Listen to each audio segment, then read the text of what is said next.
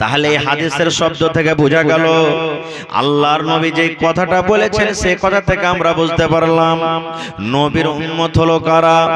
এই জমিনের উপরে আকাশের তলাতে কিয়ামত পর্যন্ত যত লোক আসবেন সমস্ত লোক হলেন নবীর উম্মত। যারা নামাজ পড়ে ওরাও নবীর উম্মত, যারা নামাজ পড়ে না ওরাও নবীর উম্মত, যারা আল্লাহকে মানে ওরাও নবীর উম্মত, যারা আল্লাহকে মানে না ওরাও নবীর উম্মত, যারা মদ পান করে ওরাও নবীর উম্মত, যারা মদ পান করে না ওরাও নবীর উম্মত। যেই লোকেরা আল্লাহ তাবারক ওয়া তাআলার কথা মেনে চলে নবীর তরিকা মতো জীবনটা কাটে ওরা হলো নবীর উম্মত। আর যারা নিজের মন মতন জীবনটা কাটে ওরাও হলো নবীর উম্মত। তাহলে এখানে আপনারা প্রশ্ন করবেন, মাওলানা এত কষ্ট করে নামাজ পড়ার কি দরকার? এই যে দান করলাম, দান করার কি দরকার? 5 লক্ষ টাকা খরচ করে হজ করার কি দরকার? রমজান মাসে 1 মাস ধরে রোজা রাখার কি দরকার? এই যে মাঝে মাঝে কোরআন পড়ি, কোরআন তেলাওয়াত করে, এই কোরআন তেলাওয়াত করার কি দরকার? কারণ আল্লাহর নবীর সমস্ত উম্মত হয়ে গেল। আর নবী বলেছেন সমস্ত উম্মত জান্নাতের ভিতরে চলে যাবে, সমস্ত লোক জান্নাতের ভিতরে চলে যাবে। কিন্তু এরা আমার মায়েরা, খালারা, ভাইরা শোনেন, আল্লাহর নবী তারপরে বলছেন উম্মত রে, ও আমার সাহাবার দলেরা তোমরা শুনে নাও, ইল্লা মান আবা, সব উম্মত জান্নাতের ভিতরে চলে যাবে কিন্তু ইল্লা মান আবা, আল্লাহর নবী বলেছেন যারা আবা ওরা জান্নাতের ভিতরে যাবে না রে, জান্নাতের ভিতরে যাবে না। আল্লাহ রাসূল প্রথমে সমস্ত উম্মতের কথা বললেন, আমার সমস্ত উম্মত জান্নাতের ভিতরে চলে যাবেন কিন্তু ইল্লা মান আবা, আবা ছাড়া যারা আবা ওরা জান্নাতে যাবে না। আমার উম্মতের মধ্যে যারা আবা গ্রুপের লোক, আমার উম্মতের মধ্যে যারা আবা দলে আছে, আমার উম্মতের মধ্যে যারা আবা জামাতে রয়েছে, আমার উম্মতের মধ্যে যারা আবা ওরা জান্নাতে যাবে না রে, ওরা জান্নাতের ভিতরে যাবে না। আপনাদের মনে মনে হয়তো এই প্রশ্নটা জাগছে যে আবা জান্নাতে যাবে না, তা আবা কে? এরকম প্রশ্ন জাগছে না, জাগে না? ওরে সুবহানাল্লাহ, সাহাবায়ে কেরামের সামনে যখন নবী হাদিসটা শোনালেন, এই পয়েন্টটা যখন রাখলেন, ও আমার সাহাবীরা শুনে নাও রে, আমার উম্মতের মধ্যে যারা আবা ওরা জান্নাতের ভিতরে যাবে না, আবা ছাড়া সমস্ত লোক জান্নাতের ভিতরে চলে যাবেন। কিন্তু একজন সাহাবী দাঁড় হয়ে বললেন, ইয়া রাসূলুল্লাহ, আল্লাহর নবী গো, আবা কারাকে বলে? আবা আমরা জানতে পারলাম না, কোন লোকেরাকে আবা বলা হয়েছে?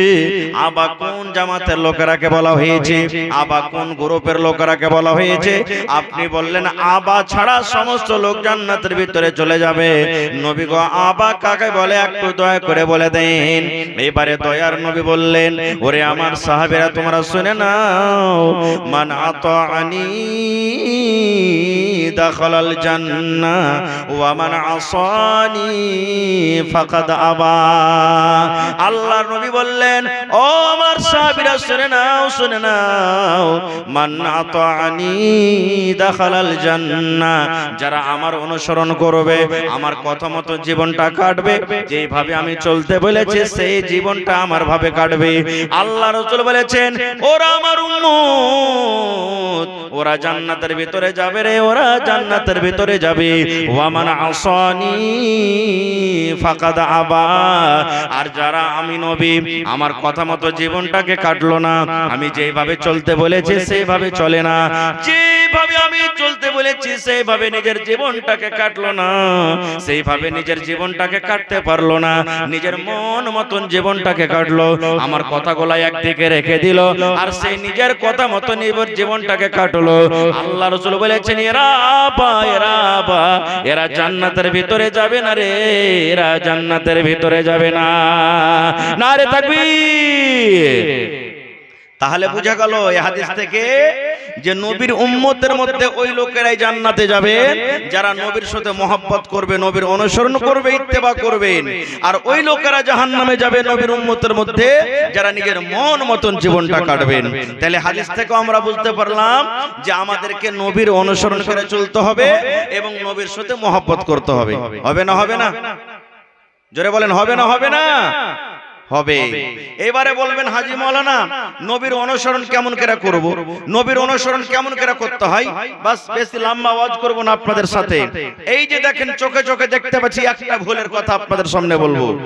আল্লাহর নবী বলেছেন, রে আমার উম্মতরা তোমরা শুনে নাও, আল্লাহ নবী বলেছেন উম্মত, যে আমার উম্মত প্যান্ট পরবে, পাজামা পরবে, লুঙ্গি পরবে, ধুতি পরবে, ফুল প্যান্ট পরবে, জিন্স পরবে, আল্লাহ নবী বলেছেন উম্মত রে, এই যে তোমার টাকনা রয়েছে, পায়ে টাকনা তোমার রয়েছে, এই টাকনা থেকে উঁচা করে তোমাকে প্যান্ট পরতে হবে রে উম্মত, এই টাকনা থেকে উঁচাতে তোমাকে লুঙ্গি পরতে হবে, এই টাকনা থেকে উঁচাতে তোমাকে জিন্স পরতে হবে। এবারে নবী বললেন, ও আমার উম্মত তোমরা শুনে নাও, সাহাবা তোমরা শুনে নাও, তোমরা যদি টাকনা থেকে নিচে লুঙ্গি পরো, তোমরা যদি টাকনা থেকে নিচে পায়জামা পরো, তোমরা যদি টাকনা থেকে নিচে তোমরা প্যান্ট পরো, তোমরা টাকনা থেকে নিচে যদি জিন্স পরো, আল্লাহ রাসূল বলেছেন উম্মত তোমার টাকনা থেকে যত দূর নিচে দিকে লুঙ্গি প্যান্ট যাবে, ওই জায়গাটা কিয়ামতের দিন আল্লাহ রাব্বুল আলামিনের জাহান্নামের আগুনে জ্বলবে। একটা হাদিস রাসূল বলেছেন, এই যে টাকনা আছে পায়ের টাকনা, এই টাকনা থেকে নিচে যদি লুঙ্গি প্যান্ট পায়জামা যদি আমরা পরি, তো টাকনা থেকে নিচে যত দূর যাবে জায়গাটা কোথায় জ্বলবে? জোরে বলেন কোথায় জ্বলবে? জাহান্নামে জ্বলবে। এইবারে আপনারা বলবেন হাজী মাওলানা গোটা বডিটা তো জাহান্নামের ভিতরে গেল না, একটুখানি যদি জাহান্নামে চলে যেত অসুবিধা কি আছে? একটুখানি যদি জাহান্নামের আঁচ লেগে যায় পাখানো তো কি অসুবিধা আছে? লাগলো তো লাগলো। আর একটা অন্য হাদিস শুনেন, একটুখানি যদি জাহান্নামের ভিতরে পাখান চলে যায় তাহলে অসুবিধা কত হবে কিয়ামতের দিন জাহান্নামের ভিতরে। আপনারা জানেন শুনেছেন আমার দয়ার নবী যখন মায়ের পেটে ছিলেন, নবীজি আব্বাকে দেখতে পায়নি জীবনে। নবী মায়ের পেটে যখন ছিলেন দুনিয়া থেকে আব্বা জান বিদায় হয়েছেন, আব্বার মৃত্যু হয়েছে। এবার নবীর বয়স যেদিন 6 বছরকার, মা দুনিয়া থেকে চলে গেলেন, মায়ের আদর, মায়ের মোহাব্বত, মায়ের প্যার নবীজি পাননি। এইবারে যেদিন নবীর বয়স 8 বছরকার, দাদু দুনিয়া থেকে চলে গেলেন। এইবারে নবীর দেখাশোনা করলেন কে?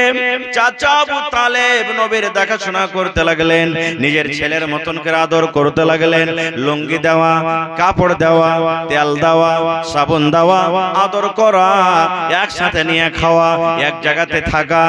এই ধরনের নিজের ছেলে মেয়েরাকে যেমন আদর মোহাব্বত করে চাচা আবু তালেব করতে লাগলেন, কেন না এ আমার ভাতিজা মুহাম্মদের মা নয়, এ আমার ভাতিজার আব্বা না, ইয়াতিম ছেলে আমার কে তার দেখাশোনা করবে? চাচা আবু তালেব নিজের জিম্মেদারিতে নিয়ে নিলেন, নিজের মাথাতে নিয়ে নিলেন, নিজের দায়িত্বতে নিয়ে নিলেন, সব সময়তে চোখের সামনে রাখেন ভাতিজাকে। এইবারে আস্তে আস্তে করে লম্বা ঘটনারে মুসলমান শর্ট করে বলি, এইবারে নবী নবী হলেন। আহারে নবীর জন্য চাচা কত কষ্ট করলেন। আবু বকর মেইমান শয়তানের জন্য নবীর সাথে সাথে চাচাও 3 বছর পর্যন্ত বাইকাট হয়ে থাকলেন। খানা পিনা বন্ধ করে দেওয়া হলো, পানি বন্ধ করে দেওয়া হলো, বিয়ে শাদী বন্ধ করে দেওয়া হলো, গল্প স্বল্প বন্ধ করে দেওয়া হলো। 3 বছর পর্যন্ত নবীর সাথে চাচা কষ্ট পেলেন। শর্টকাট ঘটনা, কিন্তু এখনো চাচা আবু তালেব মুসলমান হয়নি, এখনো চাচা আবু তালেব মুসলমান হয়নি। যেদিন বুড়াতে কালে বয়স্ক কালে আবু তালেব মারা যাবেন, ওই টাইমে নবীজি শুনলেন আমার চাচার আজকে শেষ দিন, আমার চাচা হয়তো কোন টাইমে মরে যাবে, আমার চাচা আর বেশি দিন বাঁচবে না। এইবারে নবীজি চাচার কাছে চলে গেলেন দেখা করার জন্য। এইবারে নবী যখন চাচার কাছে গেলেন, ওরে সুবহানাল্লাহ, মক্কার বড় বড় বেঈমান আবু জাহাল, আবু লাহাব, উতবা, শাইবা, এই বড় বড় বেঈমান শয়তানেরা এইবারে নবীর চাচার পাঞ্জরে তারা বসে আছে। নবীর চাচার পাঞ্জরে তারা বসে আছেন। এইবারে নবী আমার গেলেন, কি হয়ে গেল জি ভাই? বিজলিওয়ালা বিজলি ঠিক করো জি, তাড়াতাড়ি বিজলি ঠিক করো। এইবারে নবীজির চাচা আবু তালেবের পাঞ্জরে আবু লাহাব, আবু জাহাল, উতবা, শাইবা এরা কিন্তু বসে আছে। এবার দয়ার নবী চাচার কাছে গেলেন। চাচার কাছে যাওয়ার পর এবার নবীজি চাচাকে বলছেন, চাচা একটা কথা নিয়ে আপনার কাছে এসেছি চাচা গো, একটা পায়গাম নিয়ে এসেছি। এইবারে চাচা বলছেন, ভাতিজা মোহাম্মদ কি কথা নিয়ে তুমি এসেছো রে ধন, কি পায়গাম নিয়ে তুমি এসেছো, কি কথা তুমি আমার কাছে নিয়ে এসেছো? এইবারে নবীজি বললেন, চাচা গো মাকে দেখেছি, মায়ের মহব্বত মায়ের ভালোবাসা আমি পাইনি গো চাচা। মায়ের পেটে যখন ছিলাম আব্বাকে চোখে দেখিনি, আব্বা দুনিয়া থেকে চলে গেছেন। চাচা গো দাদুকে দেখেছি, কিন্তু দাদুর প্যার, দাদুর ভালোবাসা, দাদুর মহব্বত আমি পাইনি। চাচা গো মায়ের মতন আপনি আমাকে আদর দিয়েছেন, আব্বার মতন করে আপনি আদর দিয়েছেন। মা বাবার আমি মায়া দয়া আমি বুঝতে পারিনি, মা বাবার কমি আমি বুঝতে পারিনি। চাচা গো আমার জন্য আপনি কত কষ্ট করলেন, মক্কার বেঈমান শয়তানরা আপনাকে কত কষ্ট দিয়েছে। চাচা শেষ কথা, কোন টাইমে কোন সময় আপনি দুনিয়া থেকে চলে যাবেন গো চাচা, কোন সময় আপনার হয়তো মত হয়ে যাবে।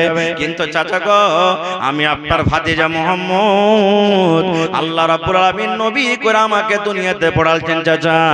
শেষের বেলাতে শেষ কথা আপনাকে বলি, আল্লাহ রব্বুল আলামিন আমাকে কোন মুশরিক বেঈমানের জন্য আমি সুপারিশ করতে পাবো না, আল্লাহ হারাম করে দিয়েছেন।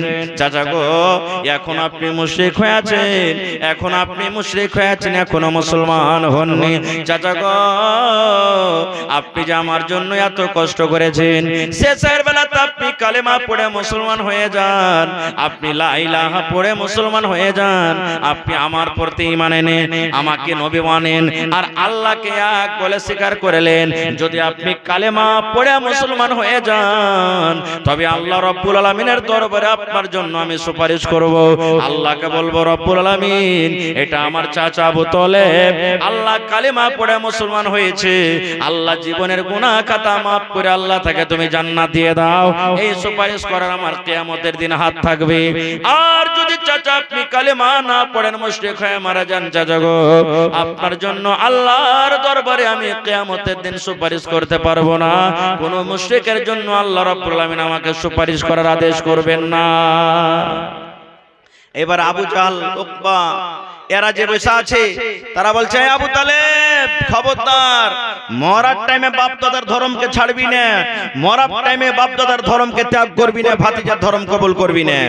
কিন্তু নবীজি বলেন, চাচা ওদের কথা শুনিয়েন না, আপনি কালেমা পড়েন, কালেমা পড়ে মুসলমান হয়ে যান, কিয়ামতের দিন আপনার জন্য আমি সুপারিশ করব। রে আমার ভাইয়েরা মায়েরা খালারা শুনেন, শেষ কথা আবু তালেব এই কথা বলে মরছেন।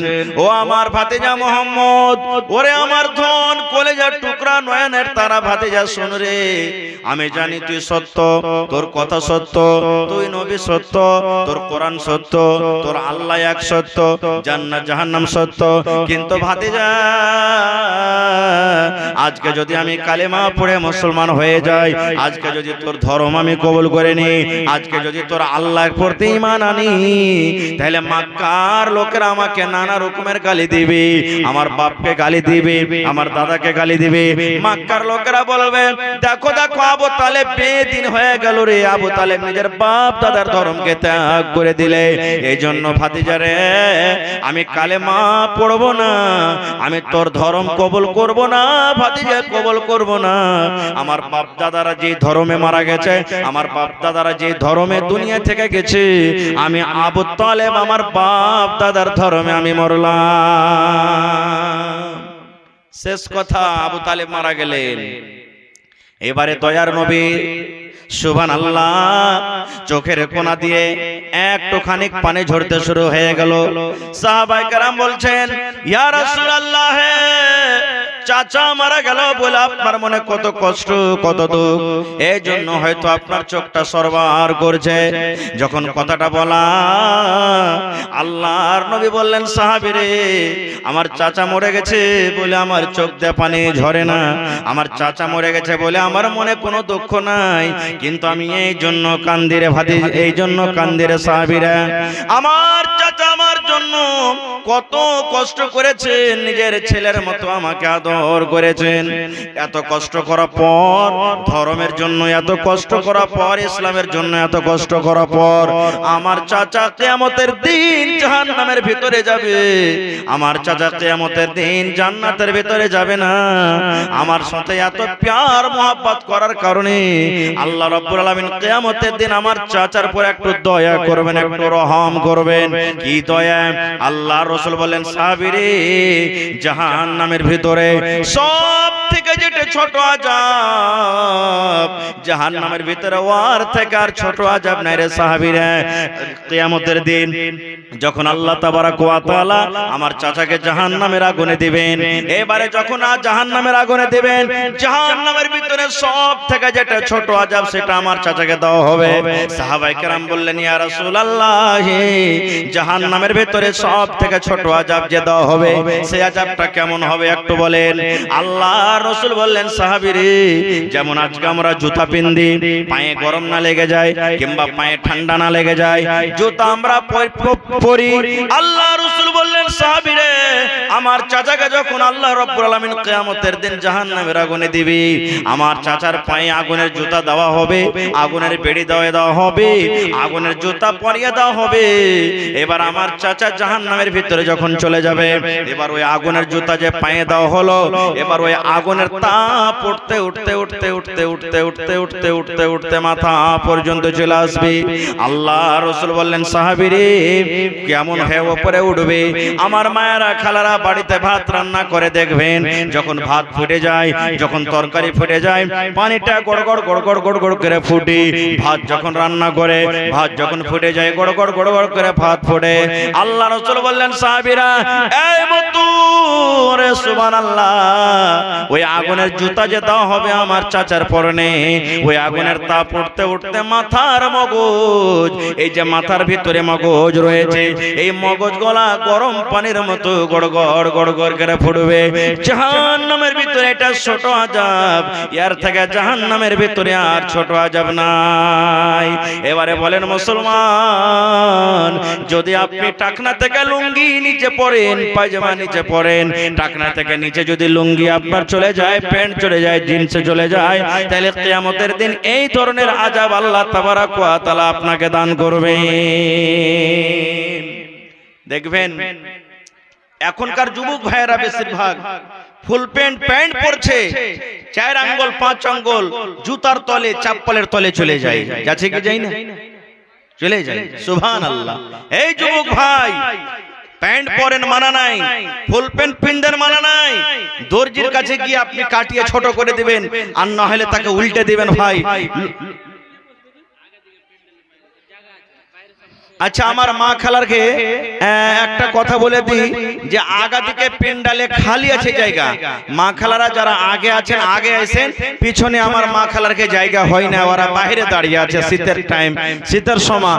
তো মায়েরা আগেকার মানুষ চলে যান, কিংবা মা খালা যারা পিছনে আছেন আপনারা সাইড দিয়ে আপনারা আগে চলে যান, যাতে কোনো অসুবিধা না হয়। চাদর দিয়ে পাঠাচ্ছেন মাওলানা পেন্ডালে? আচ্ছা ঠিক আছে, হ্যাঁ দোয়া করছি আপনারা যান।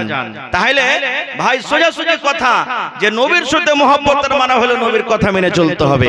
সাহাবায়ে কেরাম কেমন করে নবীর সাথে মহব্বত করেছেন, বাস 2-4 মিনিট একটা আপনাদের সামনে ঘটনা বলবো। আল্লাহর নবী উহুদের লড়াই করতে যাবেন, আল্লাহ রাসূল যুদ্ধ করতে যাবেন, উহুদের লড়াই, উহুদের যুদ্ধ। নবীজি যুদ্ধ করার আগে আজকে যেমন আপনারা জালসা শুনছেন, মসজিদে বসে বসে নবীজি এলান করলেন, দেখো যারা বয়স্ক মানুষ, বুড়া মানুষ, তোমরা লড়াই করতে যেও না, যারা বাচ্চা লড়াই করতে যেও না, যারা মহিলা তারাও যেও না, কিংবা যেই বাড়িতে যার স্ত্রীর সন্তান হবো হয়ে আছে ও যেন যুদ্ধের মাঠে না যায়, যার ফল পাকবো হয়ে আছে ও যেন যুদ্ধের মাঠে না যায়, কিংবা যার বাড়িতে উটনি আছে, বকরি আছে, গাই আছে, বাচ্চা হবো আছে, ও যেন যুদ্ধের মাঠে না যায়, কিংবা যারা নতুন বিয়ে করেছে ও যেন যুদ্ধের মাঠে না যায়। কিছু সাহাবায়ে কেরামের আল্লাহ রাসূল আমভাবে বলে দিলেন। কেন? নতুন বিয়ে করেছো, যুদ্ধের মাঠে চলে যাও, তোমার মন হয়তো লাগবে না, বাড়ির থেকে টান থাকবে, কে জানি কখন যাব, কখন যেতে পাবো বাড়িতে, আমার স্ত্রীটা কি করছে না করছে। তুমি যুদ্ধের মাঠে আছো, তোমার বাড়িতে হয়তো গাভীর বাচ্চা হবে, উটনির বাচ্চা হবে, তোমার মনে মনে হয়তো এই চিন্তা ভাবনা চলবে, আল্লাহ আমি বাড়ি যাব, আমার বাচ্চাটা কেমন হয়ে হবে না হবে, ফল পেকে আছে, তুমি মনে মনে চিন্তা করছো আমি হয়তো ফলটা খেতে পাবো কি পাবো না। এই করে করে রাসূল কিছু নিষেধ করে দিলেন। সব কথা বলা যাবে না, শর্টে 2-4 মিনিট ওয়াকিয়াটা আমি বলছি। সাহাবায়ে কেরামের মধ্যে একজন সাহাবী যার নাম হলো হানজালা রাদিয়াল্লাহু তাআলা আনহু, নতুন বিয়ে করে বাড়িতে আছেন। নবীজি চলে গেলেন সাহাবায়ে কেরামকে নিয়ে যুদ্ধের মাঠে, যুদ্ধের ময়দানে। ও নতুন বিয়ে করেছেন, প্রথম দিন বিয়ে করেছেন, একবারে প্রথম বাসর ঘর। আপনারা জানছেন যে মানুষের বিয়ে করার পর প্রথম রাতটা কত দামি রাত হয়। মানুষরা বলে আল্লাহ এত ছোট রাত করেছো, আরো 10-20 ঘন্টা যদি লম্বা হইতো রাতটা, প্রথম রাতটা কত ভালো হইতো।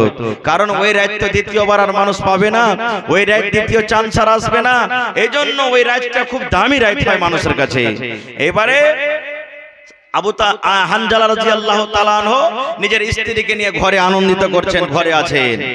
হঠাৎ করে রে একজন আল্লাহর নবীর সাহাবী মদিনার গ্রামে গ্রামে এলান করছেন, ও আল্লাহর মুজাহিদ কে তোমরা আছো গো, আল্লাহর সিপাহী কে তোমরা বাড়িতে বসে আছো, আমার নবী উহুদের ময়দানে, যুদ্ধের ময়দানে আমার নবী বিপদে আছেন, আমার নবী মুসিবতে আছেন, আমার নবী কষ্টতে আছেন। ও আল্লাহর মুজাহিদ কে তোমরা বাড়িতে আছো, তাড়াতাড়ি করে তোমরা যুদ্ধের ময়দানে থেকে রওনা হয়ে যাও, বাড়ি তোমরা ছেড়ে দাও, তোমরা ঘর ছেড়ে দাও, বাড়ি ছেড়ে তোমরা যুদ্ধের মাঠে তোমরা চলে যাও। আল্লাহর নবীকে কে তোমরা ভালোবাসো, নবীর সাথে যারা মহব্বত ভালোবাসা করো, তোমরা বাড়ি ছেড়ে তাড়াতাড়ি করে যুদ্ধের ময়দানে চলো, কারণ আমার নবী যুদ্ধের ময়দানে, যুদ্ধের মাঠে আমার নবী বিপদে আছেন। ওই যে সাহাবী হানজালা রাদিয়াল্লাহু তাআলা আনহু নতুন বউকে নিয়ে বাড়িতে আছেন, যেমন এলানটা শুনলেন বিছান থেকে ধসমস করে উঠে গেলেন। বিছান থেকে ধসমস করে ওঠা পর ঘরের কোণাতে তলোয়ার রাখা আছে, তলোয়ারটা হাতে করে নিলেন। ওই ভালোবাসা বিবি নতুন স্ত্রী মনে মনে বলছেন, রব্বুল আলামিন আমার আজ রাত্রি আমার স্বামীর কাছে প্রথম বাসর ঘর, প্রথম রাত কাটছি, আমি কি অপরাধ করলাম, কি ভুল করলাম আল্লাহ গো, আমার স্বামীর হাতে আমি তলোয়ার দেখতে পাচ্ছি, মনে হয় আমাকে মারবে নাকি। এই করে করে ওরে সুবহানাল্লাহ, লড়াই করার জন্য, যুদ্ধ করার জন্য একটা লহর জেরা হয়, লহর পীড়ন হয়। এবারে হানজালা রাদিয়াল্লাহু তাআলা আনহু ওই পীড়নটাও যখন পরনে করে দিলেন, ওই পীড়নটা যখন গায়ে দিয়ে দিলেন, হাতে তলোয়ার মানে যুদ্ধের যা সামান লাগে এ টু জেড সব নিয়ে নিলেন। এইবারে হানজালা রাদিয়াল্লাহু তাআলা আনহু বিবিকে বলছেন, বিবি রে আমি যুদ্ধের ময়দানে চলে গেলাম রে বিবি, লড়ার ময়দানে আমি চলে গেলাম, যুদ্ধের ময়দানে আমি চলে গেলাম, তুমি বাড়িতে থাকো।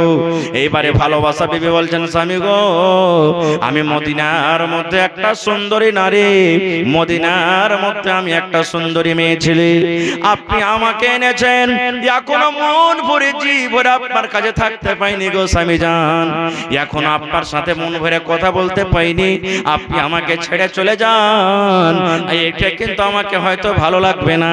স্বামী গো একটুখানি কার দাঁড়ান, একটুখানি কার সময় দেন, একটুখানি কার আপনি আমার কাছে থাকেন, একটু আপনাকে নজর করে ভালো করে দেখে নি, একটু মন ভরে আপনার সাথে গল্প করে নি। এই কথাটা যখন বলা, হযরত হানজালা রাদিয়াল্লাহু তাআলা আনহু বলছেন, বিবি রে তোমার কাছে আরামে সময় দিতে পারবো না, আমার নবী এলান করনেওয়ালাকে এলান করতে পাঠালছেন, আমার নবী জিহাদের ময়দানে, যুদ্ধের ময়দানে নবী যে বেহুশ হয়ে আছেন, আমার নবী কষ্টতে আছেন, বিপদে আছেন, থাকো বিবি থাকো রে, থাকো থাকো, আল্লাহ যদি আমাকে বাঁচিয়ে রাখেন, আমি লড়াই করে যুদ্ধ করে গাজী হয়ে যদি বাড়ি করতে পারি, তো বাড়িতে এসে তোমার সাথে মন ভরে আমি কথা বলবো, মন ভরে তোমার সাথে আমি গল্প করব।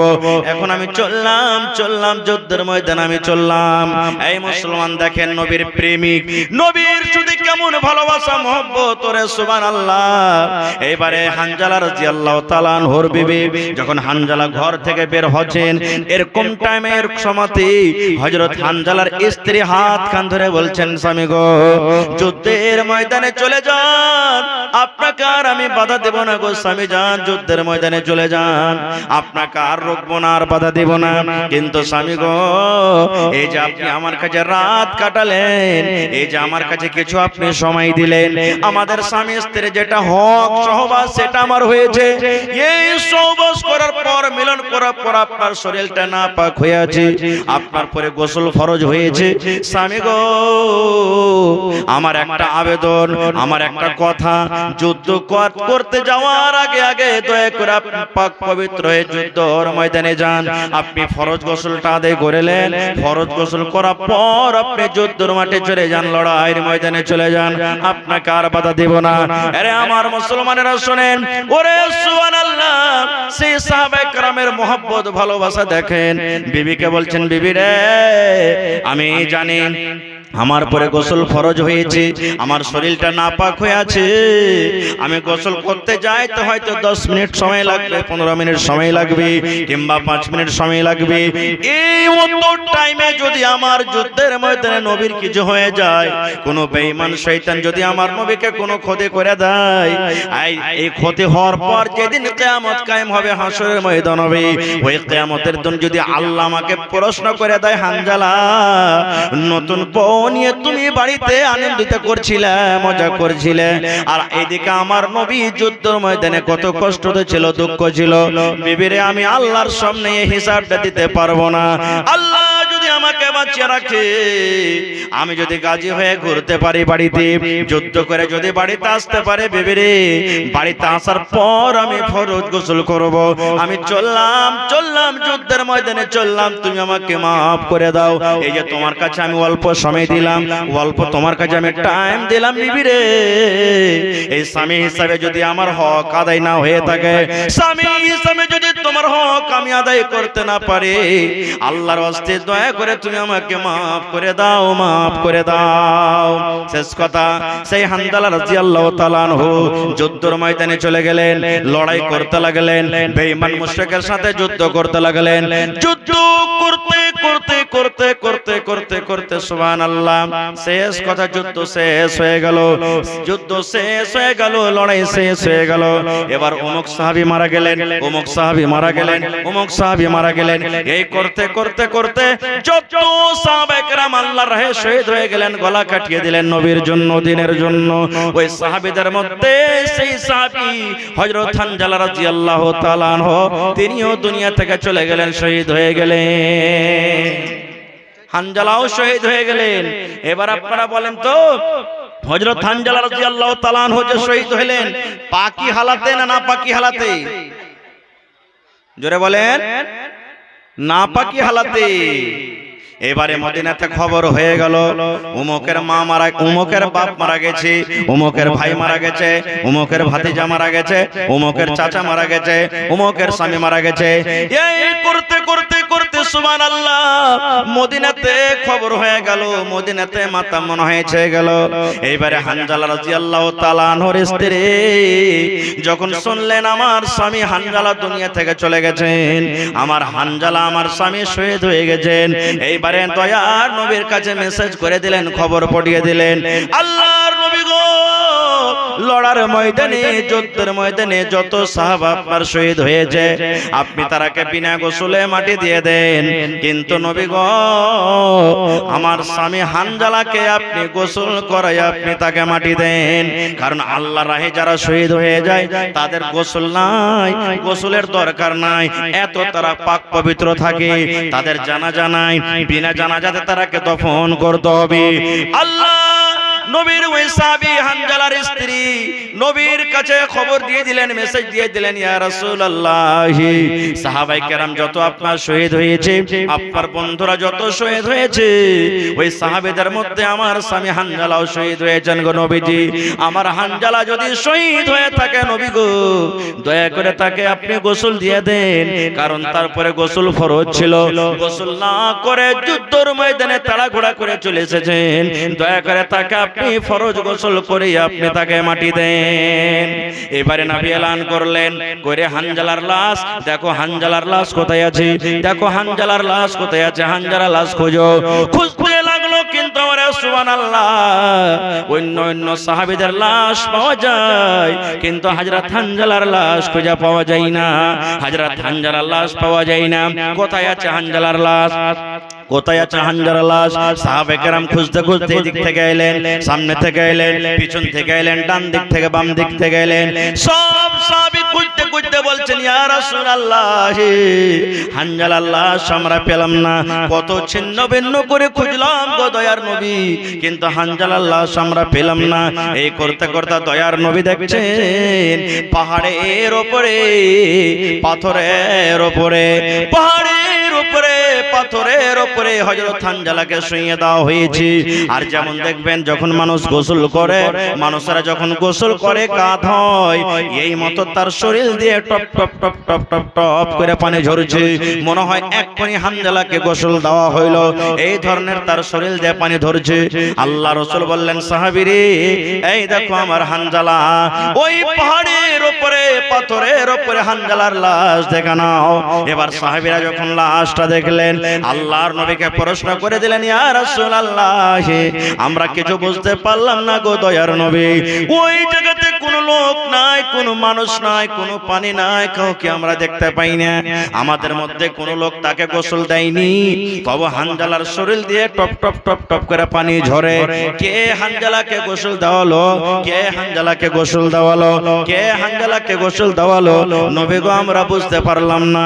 এবারে দয়ার নবী বললেন ওরে আমার সাহাবীর দল তোমরা শুনে নাও, শুনে নাও, হানজালা আল্লাহ রাব্বুল আলামিন তার আমল দেখে এত ভালোবেসেছেন, এত আল্লাহর কাছে পেয়ারা বান্দা হয়েছে। ওরে সুবহানাল্লাহ আমাকে হানজালা এত ভালোবেসেছেন, নতুন বউ নতুন স্ত্রীকে বাড়িতে রেখে যুদ্ধের মাঠে এসে হাজির হয়ে গেছেন, আর যুদ্ধ করতে করতে নিজের জীবন খানাকে হারিয়ে দিয়েছেন, নিজের নতুন বউর পরোয়া করেনি। এত আমার সাথে মহব্বত, এত আমার সাথে ভালোবাসা। আল্লাহ রাব্বুল আলামিন এই ভালোবাসা দেখার কারণে, এই ভালোবাসাটা করার কারণে আল্লাহ রাব্বুল আলামিন ফেরেশতাকে আদেশ করলেন ফেরেশতা রে যাও যাও আমার বান্দা হানজালাকে তোমরা গোসল দিয়ে দাও। সেই গোসল করার সুযোগ পাইনি, ফুরসত পাইনি, তাও তার শরীরটা নাপাক হয়েছে, যাও ফেরেশতা যাও আমার হানজালাকে গোসল দিয়ে দাও। নবী বললেন সাহাবীরে এই তো এই আমার হানজালাকে আল্লাহর পক্ষ থেকে আল্লাহ রাব্বুল আলামিনের ফেরেশতারা তাকে গোসল দিয়ে দিয়েছেন। নারে তাকবীর, সুবহানাল্লাহ। হয়নি, হবে না, হতে পারে না আমার নবীর সাথে কারো তুলনা, হায়রে তুলনা তো দূরের কথা ছায়াও মিলে না। হয়নি, হবে না, হতে পারে না আমার নবীর সাথে কারো তুলনা। সকল নবী রাসূল ছিলেন খোদার দিবানা, দো নয়নে দেখব খোদা ছিল তামান্না। আরে মর নবীকে ডেকে নিলেন, আরে মর নবীকে ডেকে নিলেন দেখবে রব্বানা। হয়নি, হবে না, হতে পারে না আমার নবীর সাথে কারো তুলনা। ইউসুফকে দেখে যারা আঙ্গুল কেটেছে তারা কে আমার নবীর রূপ দেখেছে। ইউসুফকে দেখে যারা আঙ্গুল কেটেছে তারা কি আমার নবীর রূপ দেখেছে। আরে দেখতো যদি কেটে দিত, আরে দেখতো যদি কেটে দিত কলিজা খানা। হয়নি, হবে না, হতে পারে না আমার নবীর সাথে কারো তুলনা। যার শানে আল্লাহ তাআলা করলেন ঘোষণা, খলকে আযীম আমার শাহে মদিনা। যার শানে আল্লাহ তাআলা করলেন ঘোষণা, খলকে আযীম আমার শাহে মদিনা। মুসলমানে নবী ছাড়া কিছুই মানে না, মুমিনি নবী ছাড়া কিছুই বুঝে না। হয়নি, হবে না, হতে পারে না আমার নবীর সাথে কারো তুলনা। নারে তাকবীর। তাহলে ভাই নবীকে আমরা ভালোবাসি তো, নবীকে ভালোবাসি, নবীর সাথে মহব্বত ভালোবাসা করে নবী যা বলেছেন তার অনুসরণ করে আমরা কি জান্নাত চাই, জান্নাতের আশা রাখি আমরা? পড়েন ইনশাআল্লাহ। তাহলে ভাই আপনাদের কাছে আজকে হানজালা রাদিয়াল্লাহু তাআলা আনহুর মতন জানের কুরবানি চাই না। দেখি কোন আল্লাহর বান্দা আছেন হযরত হানজালা রাদিয়াল্লাহু তাআলা আনহু নবীর প্রেমে, নবীর ভালোবাসাতে, দ্বীনের খাতিরে, কোরআনের খাতিরে নিজের নতুন বউকে বাড়িতে রেখে সুবহানাল্লাহ যুদ্ধের ময়দানে শহীদ হয়ে গেছেন। আজকে দেখি এই কোরআনের জন্য, মাদ্রাসার জন্য কোন আল্লাহর বান্দা আছেন, একটা লোক 1 কাঠা জমি দিতে পারবেন মাদ্রাসাতে? এই আশেপাশে থাক কিংবা কোন মাঠে ঘাটে জমিন আছে, দেখি কোন আল্লাহর বান্দা এমন আছেন 10,000 টাকা 1 কলম 2 কলম দিতে পারবে? দেখি কোন আল্লাহর বান্দা আছেন 5টা কলম 5,000 করে, এবং 50টা লোককে দেখবো 1000 2000 1000 2000 করে, এবং 100টা লোককে দেখবো এত বড় মাজমাতে 500 করে। এবং এই গত বছর আমি এই জালসাতে এসেছিলাম, আমার মায়েরা খালারা কে গলার হার, কে নাকের নাকমাছি, কে কানের বালি, সুবহানাল্লাহ, কে হাতের পোলা, কে লোকের আংটি দান করেছিলেন, এবং 2টা কি 3টা ছাগল পাওয়া গেছিল এই জালসাতে। দেখি আজকে আমার এই কোন মা, খালা, দাদি, নানি আছেন যে আজকে ছাগল দান করবেন, গলার হার, নাকের নাকমণি, সুবহানাল্লাহ। তারপরে বাড়িতে যত বর্তন আছে কাঁসার, আমি জানছি এলাকার লোক আল্লাহুস সামাদ ওয়াজ শুনতে ভালোবাসে, দান করতে ভালোবাসে। আসেন তো ভাই দেখি কোন আল্লাহর বান্দা আছেন একটা লোক 10,000 টাকা